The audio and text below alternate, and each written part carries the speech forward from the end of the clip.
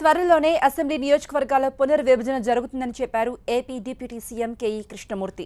Assembly budget సమావేశాల్లో ప్రజా ప్రయోజనార్థం ప్రవేశపెట్టిన 3 ముఖ్యమైన బిల్లులు తన చేతుల మీదుగా ప్రవేశపెట్టడం సంతోషంగా ఉందన్నారు డిప్యూటీ సీఎం.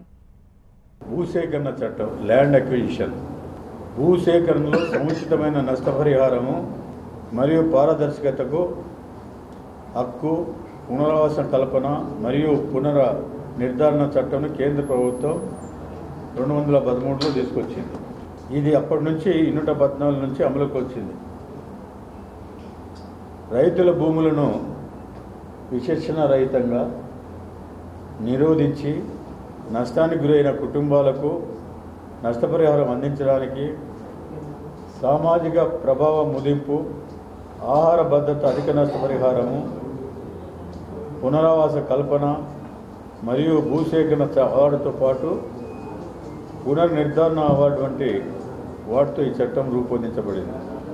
అభివృద్ధి కొరకు స్ట్రాటజిక్ ఇంపార్టెన్స్, వ్యూహాత్మక ప్రాధాన్యత దృష్ట్యా త్వరగా పూర్తి చేయవలసిన ప్రాజెక్టులకు భూసేకరణ ప్రక్రియ చాలా అవసరం. 225 కాన్స్టిట్యున్సీస్ కావడం, నియోజకవర్గాలు కావడం గ్యారంటీ. ఇది 6 నెలల్లో అవుతుందా, ఎప్పుడు అవుతుంది అనేది మాత్రం చెప్పలేను, కానీ అతి త్వరలోనే అవుతుందని మాత్రం చెప్పగలను.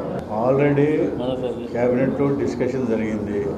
18 జిల్లాలని ప్రతిపాదించాము. 18 జిల్లాలను ప్రతిపాదించాము. ఇప్పుడు సరైనటువంటి సంపూర్ణమైన వర్క్ లేదు కాబట్టి దాన్ని పక్కకు పెట్టండి కొన్నాళ్ళని చెప్పి చెప్పడం జరిగింది.